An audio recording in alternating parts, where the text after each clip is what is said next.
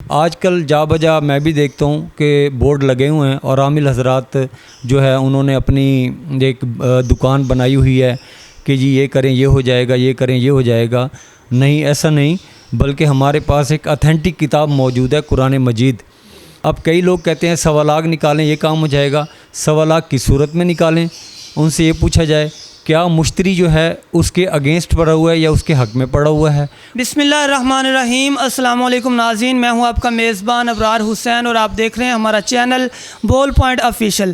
ناظرین، آج کل ہم دیکھ رہے ہیں کہ ہمارے ارد گرد ماحول میں بہت سارے ایسے عامل حضرات موجود ہیں جنہوں نے اپنے باہر دکانوں پر بورڈ لگا رکھے ہیں کہ آپ یہ پڑھیں تو آپ کا یہ کام ہو جائے گا، آپ یہ وظیفہ کریں تو اتنے دنوں میں آپ کی بیماری ختم ہو جائے گی، آپ یہ صدقہ دیں، یہ خیرات کریں، یہ وظیفہ کریں تو آپ کے جو محبوب ہے آپ کے قدموں میں آ جائے گا۔ اس طرح کی بہت ساری صورتحال جو ہے ہمیں اپنے ارد گرد دیکھنے کو مل رہی ہیں۔ جو جعلی عامل ہیں، جو جعلی عامل حضرات ہیں، وہ لوگوں کو گمراہ کر رہے ہیں، لوگوں کو غلط انفارمیشن دے کر ان کو گمراہی کی طرف لے کر جا رہے ہیں۔ اسی حوالے سے بات کرنے کے لیے آج ہمارے ساتھ ملتان کے ایک روحانی شخصیت عزیز احمد عزیز صاحب موجود ہیں جن کا تعلق ملتان سے ہے۔ آپ ایک روحانی شخصیت ہیں اور اس کے ساتھ ہی آپ ایک شاعر بھی ہیں۔ اس کے ساتھ آپ نے بہت سارے دوسرے شوق بھی پال رکھے ہیں، جیسا کہ مخلوق خدا پرندوں کو بھی آپ نے پال رکھا ہے۔ ان سے بات کرتے ہیں اور روحانیت کے جو تعلیم ہے، روحانیت کا جو علم ہے، اس کے متعلق جاننے کی کوشش کرتے ہیں، اور باہر جو ہم اپنے ارد گرد بہت سارے جعلی عامل دیکھتے ہیں ان کے حوالے سے بھی ان سے بات کرتے ہیں۔ السلام علیکم۔ وعلیکم السلام ورحمۃ اللہ وبرکاتہ۔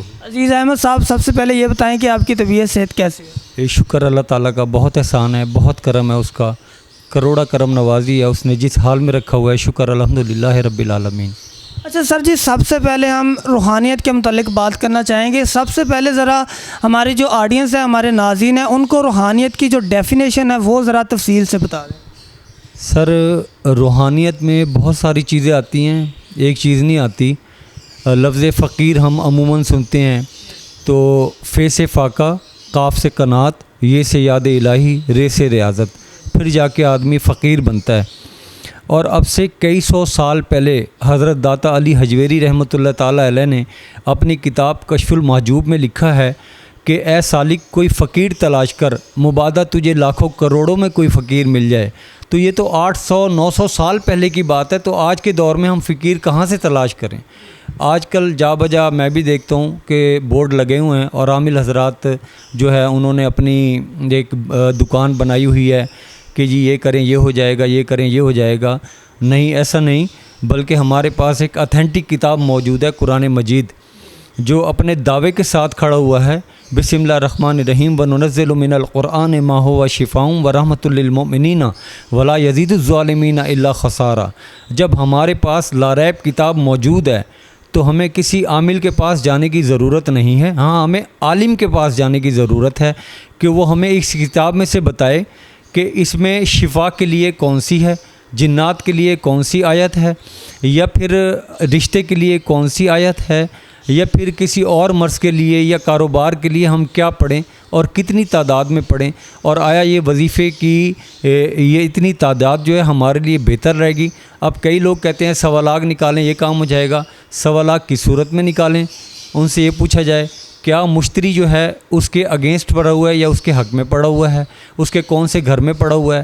بہت سارے عامل حضراتوں کو علم نجوم کا بھی نہیں پتہ ہوتا، علم العادات کا پتہ نہیں ہوتا، وہ لوگوں کو بتاتے ہیں، نتیجتاً وہ وظیفہ شروع کرتے ہیں، ان سے کہیں کوئی کمی کوتاہی ہو جائے تو نتیجتاً اس وظیفے کی رجت آتی ہے، یعنی الٹا اثر ہو جاتا ہے، بجائے کام بننے کے بگڑ جاتا ہے، اور نتیجتاً لوگ بیماری میں چلے جاتے ہیں، وہ سمجھتے ہیں ہمارے اوپر کسی نے جادو کروا دیا۔ اچھا سر، یہ بتائیں کہ ہم نے اپنے ارد گرد دیکھا ہے کہ بہت سارے عامل جو حضرات ہیں انہوں نے اپنے باہر تختیاں لکھ کر لگوائی ہوئی ہیں کہ جی آپ یہ صدقہ کریں، آپ کالا بکرا لے آئیں تو آپ کا یہ ہو جائے گا، آپ یہ ورد کریں، یہ وظیفہ کریں تو آپ کو جو محبوب ہے وہ آپ کے قدموں میں آ جائے گا۔ اسی طرح بہت ساری دوسری جو مثال کے طور پر کالے علم کی بھی ایک شکل ہم دیکھتے ہیں کہ بہت زیادہ ہماری سوسائٹی میں، ہمارے معاشرے میں جنم لے رہی ہے۔ تو اس حوالے سے کیا کہنا چاہیں گے کہ یہ جو باہر ہمارے عامل حضرات بیٹھے ہوئے ہیں، جو عوام کو، کیونکہ ہماری نوجوان نسل ہے اور یہ آہستہ آہستہ جو ہے وہ دین سے دور ہوتے جا رہے ہیں، تو جو ہماری نوجوان نسل ہے ان کے جھانسے میں آ جاتی ہے، کہتی ہے کہ شاید میں یہ کروں گا تو واقعی شاید میرا یہ کام ہو جائے گا۔ تو اس حوالے سے بتائیں ذرا۔ سر نہیں، ایسا نہیں، بہت سارے اچھے لوگ بھی بیٹھے ہوئے ہیں، سارے ہی غلط نہیں ہیں، میں سب کو غلط نہیں کہوں گا، بہت سارے اچھے لوگ ہیں جن کی صحبت مجھے بھی رہی، کچھ دنیا میں ہیں، کچھ دنیا سے پردہ کر گئے، جیسے میرے استاد محترم میلسی میں بھائی عطا اللہ صاحب ابھی حیات ہیں، تو ان کا ایک بہت بڑا نام ہے، ان کے والد کا بہت بڑا مقام تھا، تو ساری غلط نہیں ہیں، لیکن بتانے والا علم رکھتا ہو کہ جو کچھ میں بتا رہا ہوں وہ ٹھیک ہے یا نہیں ہے، کیا اس بندے کے لیے یہ پڑھنا ٹھیک رہے گا یا نہیں رہے گا، کیا اس کے وجود میں اتنی کیپیسٹی ہے۔ اس وظیفے کے ساتھ کچھ صدقات ہوتے ہیں، وہ اسی کے ہاتھ سے نکلوائے جاتے ہیں، نہ کہ عامل کہے کہ بکرا لے آئیں۔ سب بات یہ ہے کہ اس کی مثال چھوٹی سی لے لیں، سر میں درد آپ کے ہے، گولی میں کھا لوں تو فائدہ تو نہیں ہوگا، تو ظاہر ہے گولی اسی دی جائے گی جس کے سر میں درد ہے، تو صدقہ بھی اسی کے ہاتھ سے نکلوایا جائے۔ یہ ایک صحیح کام ہے۔ مجھے آج 15 سال ہو گئے روحانیت میں نے لوگوں کے ہی ہاتھ سے صدقہ نکلوایا ہے، اور میں نے فی سبیل اللہ کام کیا، کبھی کسی سے کوئی پیسے نہیں لیے۔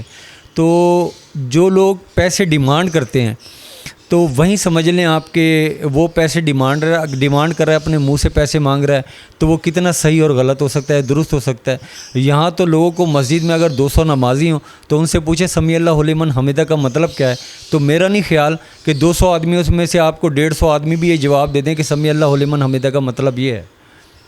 اچھا سر، یہ بتائیں کہ آپ شاعر بھی ہیں، تو یہ شاعری کا سلسلہ کیسے اور کب شروع ہوا؟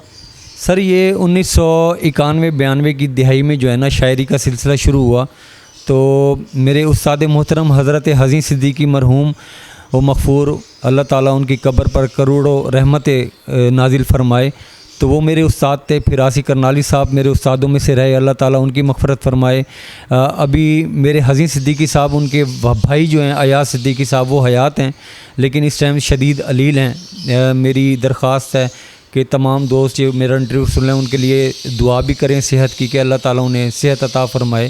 تو اس کے بعد بے شمار مشاعرے پڑھے الحمدللہ ملتان میں، تو بے شمار لوگوں کے ساتھ، احمد فراز صاحب کے ساتھ بھی مشاعرہ پڑھنے کا اللہ تعالیٰ نے مجھے اعزاز حاصل ہوا مجھے، تو بے شمار اشعار کہے، بے شمار غزلیں۔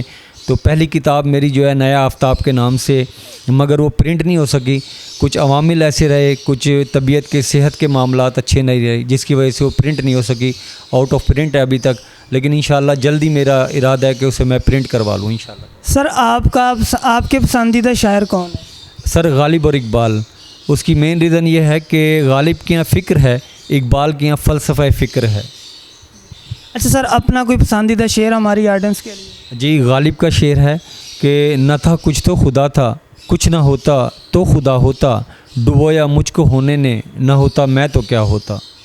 نہ ہوتا میں تو کیا ہوتا۔ جی ناظرین، امید کرتا ہوں آپ کو ہماری آج کی ویڈیو بہت ہی پسند آئی ہوگی اور آپ نے اس ویڈیو سے بہت ساری انفارمیشن جو ہے وہ لی ہوگی۔ اسی کے ساتھ اپنے میزبان ابرار حسین کو اجازت دیجیے۔ دیکھتے رہیے ہمارا چینل بول پوائنٹ آفیشیل۔ اللہ نگہبان۔